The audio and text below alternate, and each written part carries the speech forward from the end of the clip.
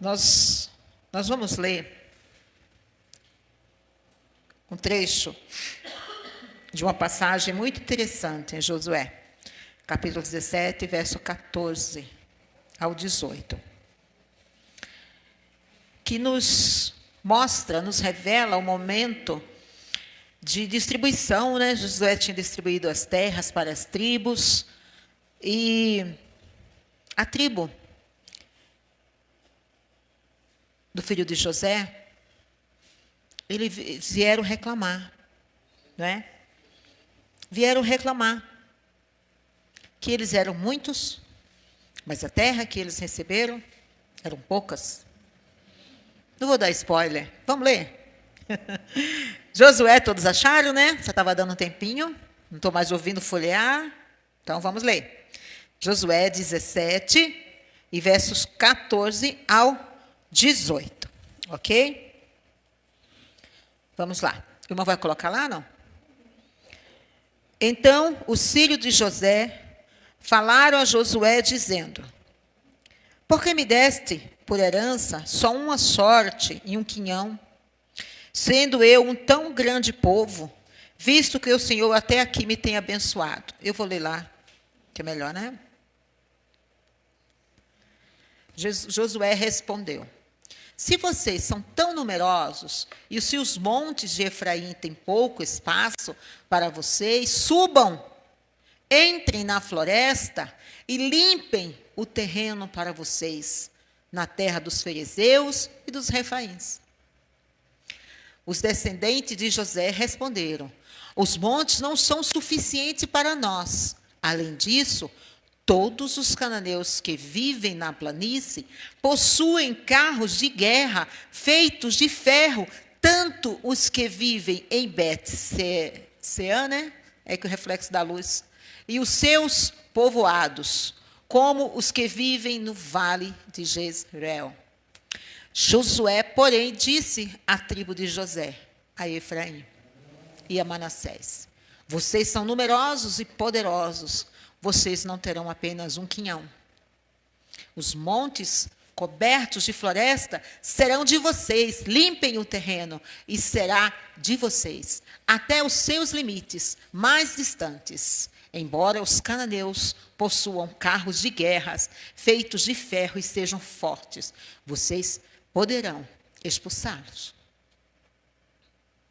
Toda a comunidade, os montes cobertos de floresta serão de vocês. Ah, perdão, é o 18, eu encerrei, verdade, perdão. Eu tento enxergar sem óculos, né? Mas aqui, de longe assim é difícil. Então, como nós estamos vendo aqui, eles foram reclamar, não é? Para Josué, que eles precisavam de mais espaços, de mais terras. E, amados, olha que maravilha de resposta que Josué dá àquele povo. Hoje eu tive uma situação no trabalho que eu lembrei desse versículo e eu falei. Falei, olha, é o seguinte, Josué chega para aquele povo que eles estão temendo, não é? Eles estão sem espaço, eles precisam de mais terras, de ampliar o seu território. Mas eles temem os cananeus. Eles têm os bosques, né? Aquelas árvores, todo aquele obstáculo deles, para eles enfrentarem ali. Josué fala assim, olha, vão, derrubem as árvores, né? Limpem os bosques, tomem posse dos terrenos. E os cananeus e os fariseus, embora eles sejam em maior número, tenham carros, né, mais potentes do que o de vocês, tenham uma tecnologia, né, de armamento, de posses, de ferramentas, mas vocês vencerão. Isto quer dizer, às vezes a gente precisa ouvir de outra pessoa que nós somos capazes de vencer os obstáculos. Mais ainda, que nós temos essa capacidade. Sendo que nós não conseguimos enxergar em nós mesmos. Não é isso? Nós não conseguimos enxergar isso. Josué fala, povo, Vocês são capazes. Vão lá, limpem os terrenos, derrubem as árvores. Tomem posse dos terrenos. Os inimigos, os adversários, vocês também, vocês expulsarão eles. Eles são fortes, mas vocês conseguirão. Eu aposto em vocês. Estou com vocês e não abro. É mais ou menos assim na linguagem coloquial de hoje, né? Josué fala para eles, eu confio em vocês. Confiem em vocês. Sabe, amados, quais os obstáculos que estão impedindo a nossa vitória? Quais os obstáculos precisamos retirar de nossa vida para alcançarmos a bênção que nós desejamos, que nós necessitamos? As promessas de Deus. Quais os obstáculos? Sabe por quê? Porque muitas vezes nós queremos, queremos que Deus dê tudo para nós, sendo que Ele já nos capacitou para a vitória. E só está faltando tão somente nós tomarmos a decisão de irmos e tirar os obstáculos que impedem a nossa bênção, que impedem a nossa vitória. Qual é o obstáculo da tua vida? Quanto tempo você está orando? Sendo que agora não é hora mais de orar, é hora de agir. É hora de você tomar posse. É hora de você entrar na porta que Deus abriu para você. Em Apocalipse, eis que eu ponho diante de ti uma porta aberta. O que ele quer dizer com isso? Entra. Quer que eu te empurre? Quer que eu leve você no colo? A porta está aberta. Entra, toma posse da salvação que eu te dei. Toma posse da bênção, mas você tem que ter a atitude de entrar na porta que Deus abriu para você. E não ficar diante dela, prostrado. Ah, que dó, que dozinha, eu não consigo. Precisa vir outra pessoa, precisa vir Josué e falar assim, ei, você consegue sim. Claro que você consegue. Derruba, tira os obstáculos. Às vezes alguém lá no passado plantou em você um obstáculo. Uma palavra de maldição. E você está remoendo isso até hoje. Ah, mas foi lançado uma maldição. Ah, a minha mãe me rejeitou. Sabe, Jabes recebeu o nome de dor. Você é dor pela própria mãe. Você é sofrimento. Mas Jabes, ele não ficou restrito a esse peso, a essa sentença de que ele era dor, de que ele era causa de sofrimento, de que a sua vida seria uma vida de sofrimento. Jabes rejeitou isso e chegou diante de Deus, Senhor, me abençoe. Alarga as minhas fronteiras. Ele não queria ficar mais entre, aquele lugar restrito que colocaram para ele, que a sua mãe, talvez ingenuamente, tenha colocado na sua vida. Ele rejeitou isso. Eu quero ir além do que me colocaram. Eu quero ir além do que me sentenciaram. Eu quero ultrapassar barreiras. Eu não quero ficar aqui. Eu quero ser próspero. Eu quero ser abençoado. Mas, acima de tudo, eu quero que tu vá comigo. Ele derrubou aquilo que impedia, o obstáculo que impedia, aquela sentença que o impedia. Sabe ali Abraão? Quando Deus falou para Abraão, Abraão, sai da tua tenda. Sai dessas 4 paredes. Você não está conseguindo enxergar, Abraão, o que eu tenho para você. Sai da tua tenda, mas era preciso Abraão sair para enxergar o que Deus tinha. Quando Abraão saiu da sua comodidade, das suas 4 paredes, daquele local limitado, Deus falou, olha para os céus. Conta as estrelas. É impossível, Senhor. Então assim será a tua descendência. Então será a tua descendência. Mas sai de onde você está. Sai da onde você foi plantado, sentenciado. Saia. Tome a sua atitude, vá derrubando os obstáculos, porque Deus garante a tua vitória. Mas é preciso você tomar a decisão, pegar, o machado e derrubar as árvores. E, limpar o terreno. Limpa a tua mente das coisas, das palavras, não fica remoendo, porque eu sou, porque eu fui, porque me deixaram. Para com isso. Para com isso. É preciso você hoje estar ouvindo isso. Você pode, Deus já te capacitou. Você está diante do obstáculo. Deus te deu toda a capacidade para você derrubar os bosques da tua vida, as árvores da tua vida, limpar a tua vida. E você está prostrado ainda, por quê? Eis que eu pus diante de ti uma porta aberta. Amados, Deus precisa te abençoar, te fazer próspero, mas você precisa entrar pela porta que Ele abriu. Sabe? Vamos lá em Isaías 49. Vamos dar um pulinho lá em Isaías 49. Isso. Não, primeiro Isaías 51, perdão, irmão. Depois a gente volta ao 49, tá? Isaías 51, verso 12 a 15.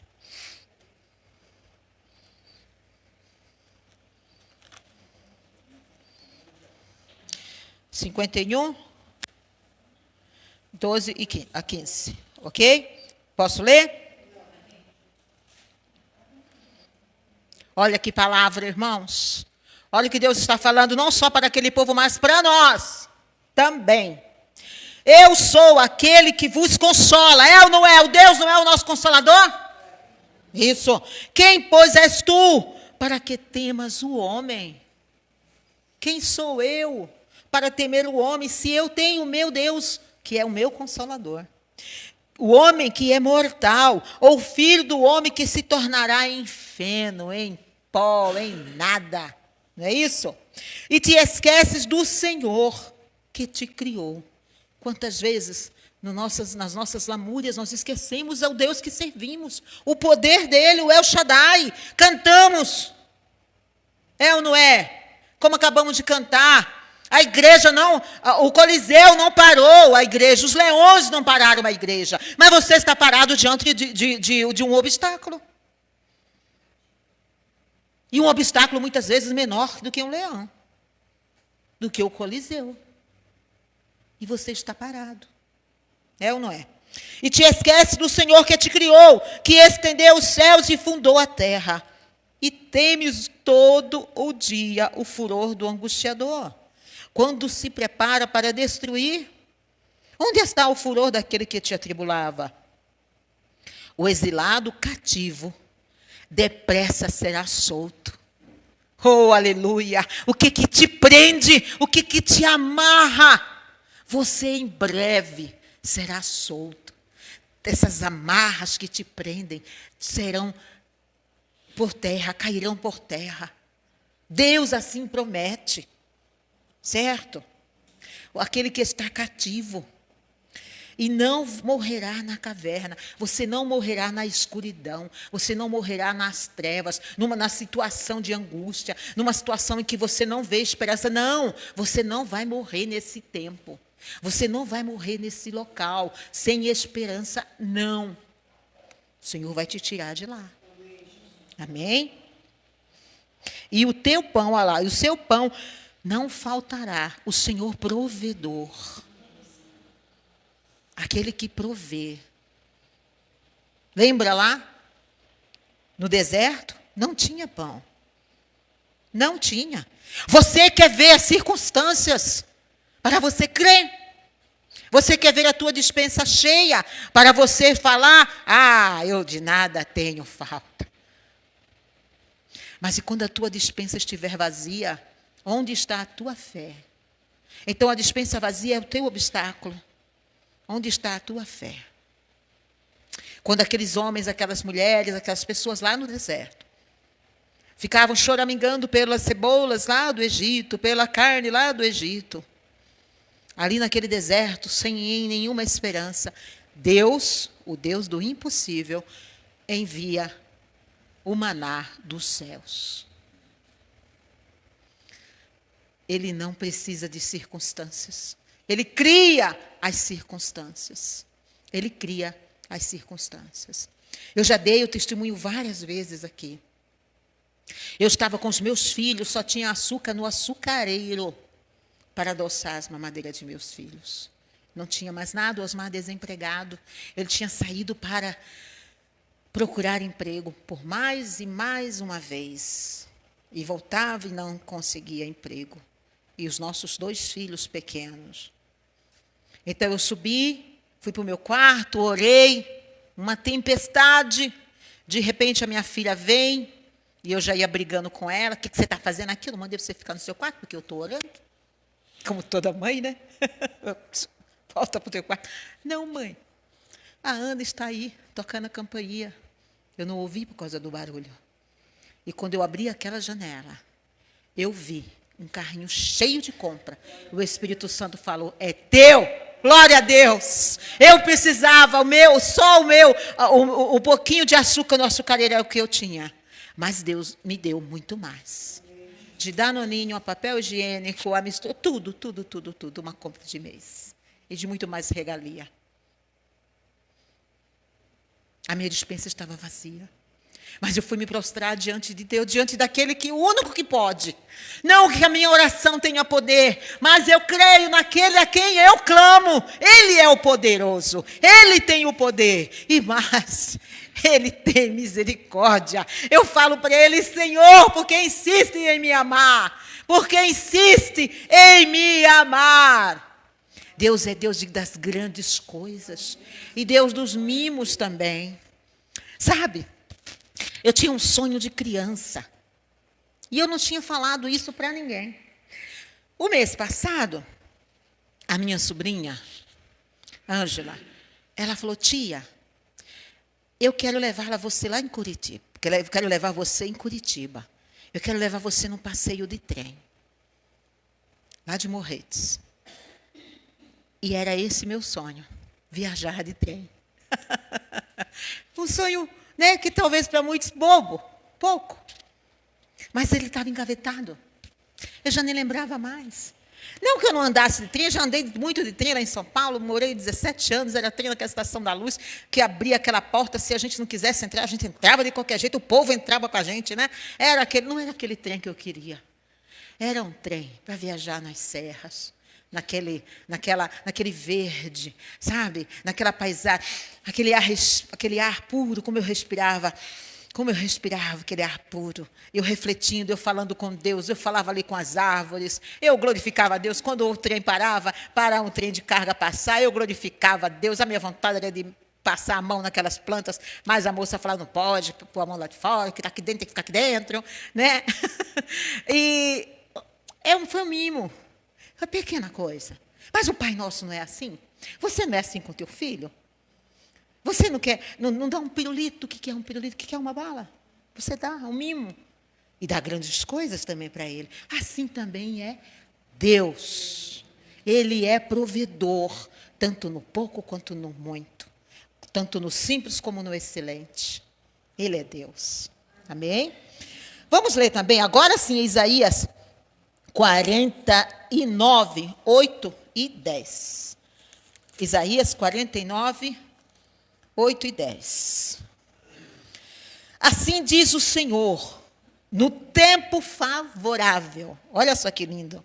Te ouvi, e no dia da salvação te ajudei, e te guardarei, e te darei por conserto do povo, para restaurares a terra e lhe dares em herança as herdades assoladas. Para dizeres aos presos, saí, e aos que estão em trevas, aparecei. Eles pastarão nos caminhos e em todos os lugares altos terão o seu pasto. Nunca terão fome, nem sede, nem a calma, nem o sol os afligirão, porque o que se compadece dele os guiará e os levará mansamente aos mananciais das águas. Quem é aquele que se compadece de nós? O nosso Senhor, o nosso Deus. Tão somente Ele, maravilhosamente Ele. Mas é preciso tomar atitude. Sabe, lá em Pedro, capítulo 2, perdão, 2 Pedro, capítulo 1, versículo 5, ele nos diz o seguinte, para nós, que a nossa fé, ela seja acompanhada, tá, de uma vida virtuosa e reflita os valores e a natureza de Jesus. A prática de valores como amor, compaixão. Os irmãos quer ler o Pedro? Vamos lá? 1 Pedro, capítulo 1, versículo 5. 2 Pedro, perdão.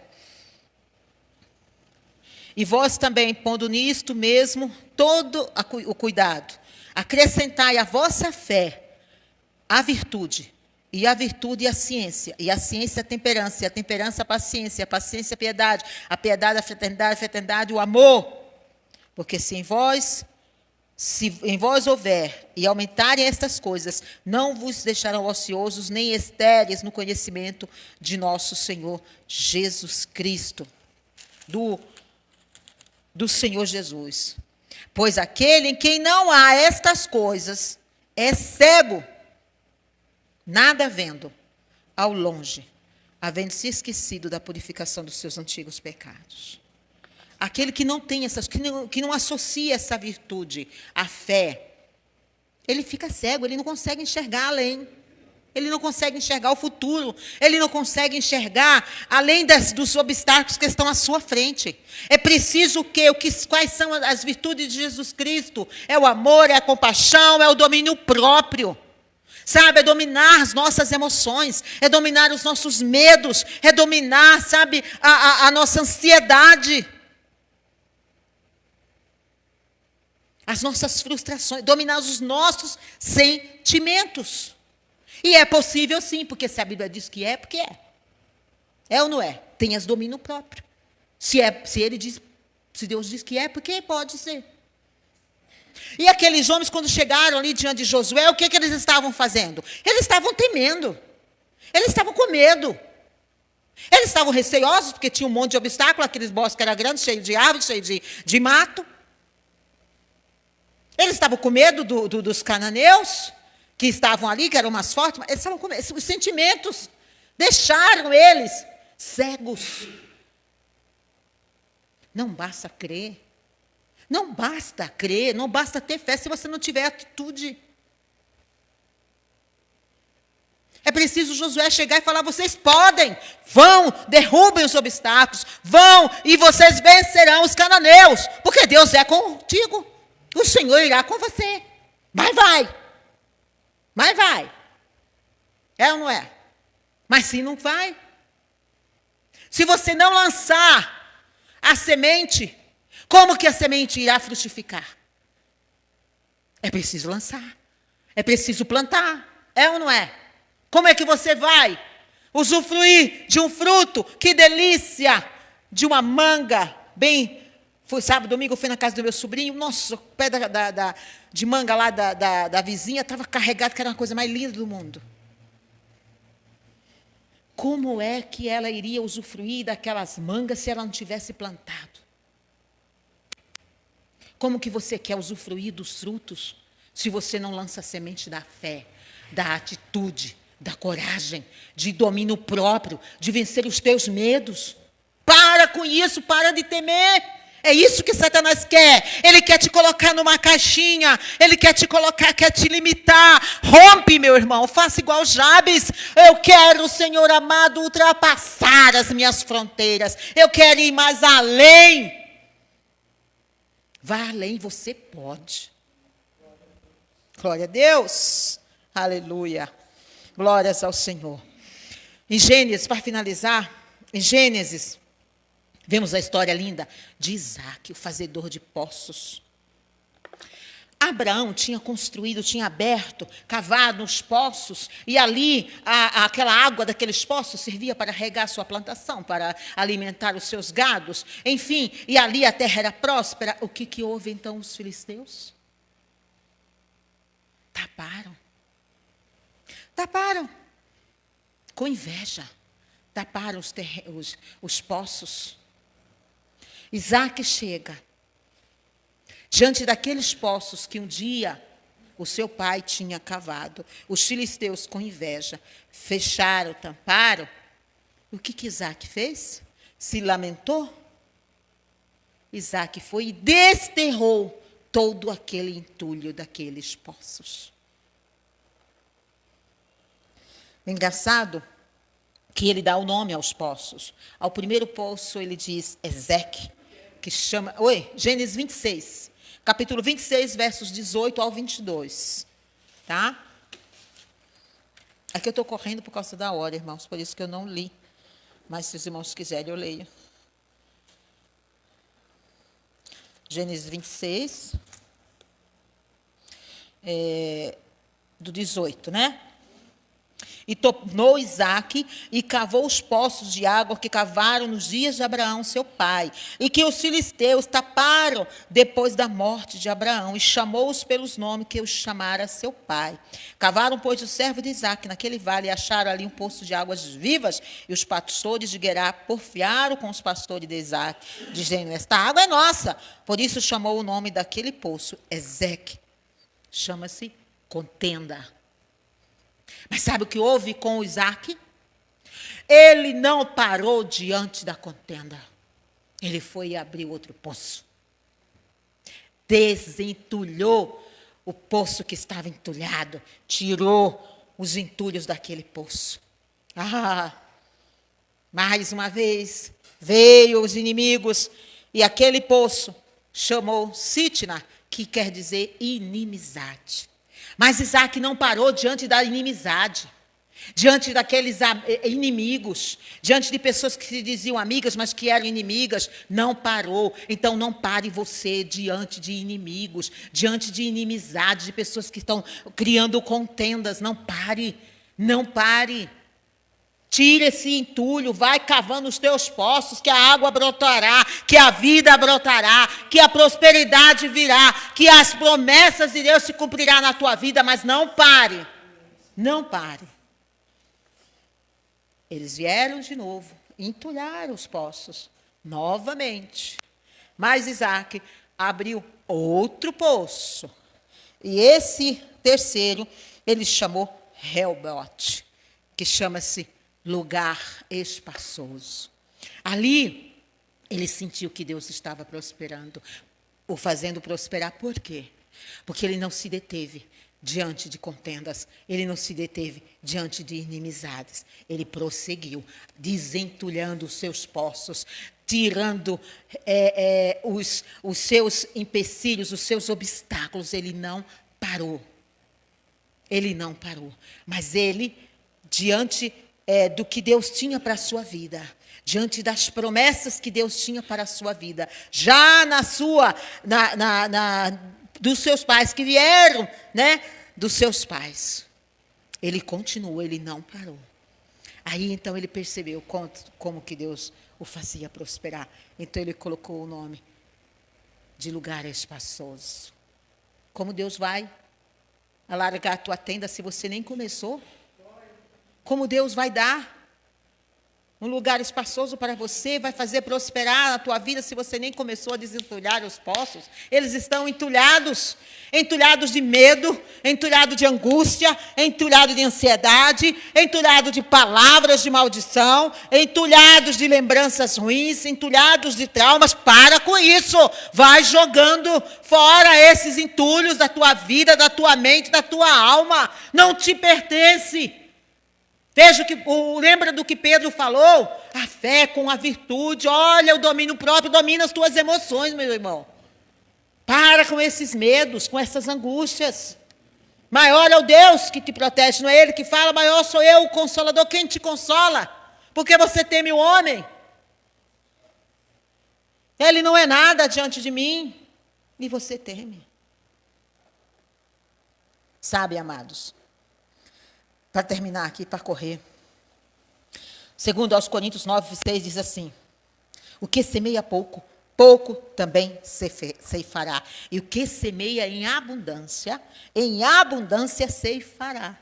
Então vai correndo, jogando as sementes, planta as sementes de fé, de ousadia, de coragem, de certeza de quem é o Deus que você serve, que é o Deus que está contigo.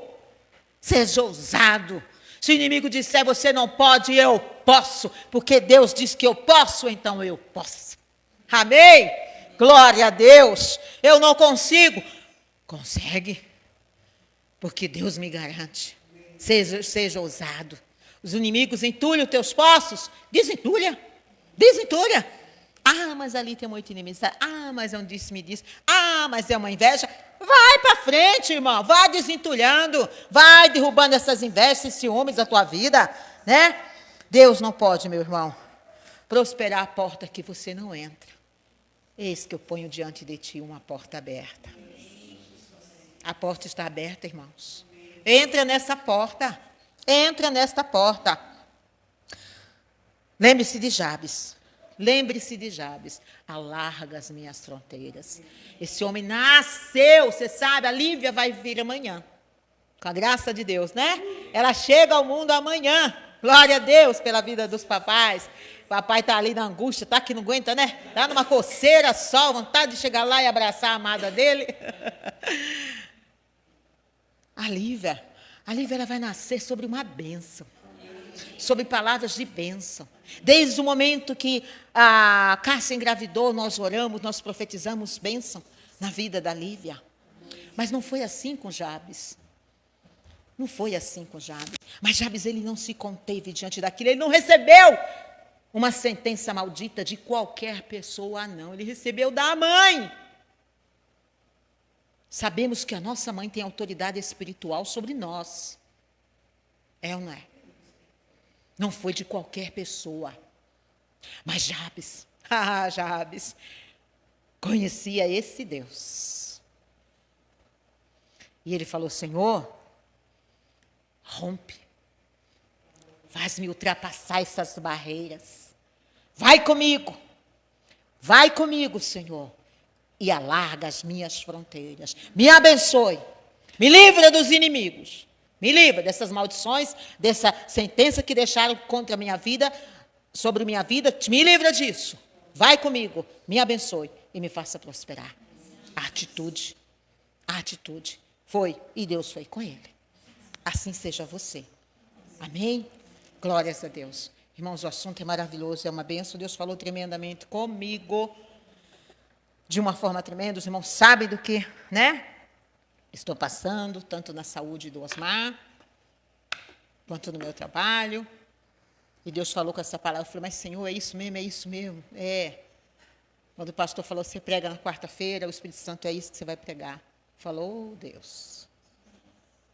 Mas estou entrando na porta. Estou desentulhando os poços e vou, em nome de Jesus, receber as promessas do que Deus tem para a minha vida. E para a vida de meu esposo e de meus filhos e netas. Amém? Vocês também, hein? Vocês podem. Olha o que Josué falou. Vai. Vai. E os inimigos fugirão da vida de vocês. Amém? Pai, louvado seja o teu nome. Obrigada, Deus, pela tua palavra, que traz à nossa memória, Senhor, aquilo que nos dá esperança, que nos diz, Senhor amado, que tu estás conosco, Senhor, que as nossas fronteiras, Senhor, serão alargadas, Senhor, que eis uma porta aberta diante de nós, basta nós entrarmos por ela, Senhor amado. Ó Deus, que a nossa fé esteja, Senhor amado, ó Deus, integrada, Senhor amado, a ousadia, a uma ação, Senhor amado. Deus, que possamos, Senhor amado, vencer os sentimentos, termos um domínio próprio, Senhor, sobre as nossas emoções, sobre os nossos medos, sobre aquilo, Senhor, que falaram de nós, Senhor, que sentenciaram. Quem é o homem para sentenciar em nossa vida? Senhor, se és tu que nos abençoa, tu és o braço forte, estendendo a tua mão. Quem há de impedir o teu agir? vir em nossa vida, porque tememos então, se aquele que nos consola é maior e mais poderoso.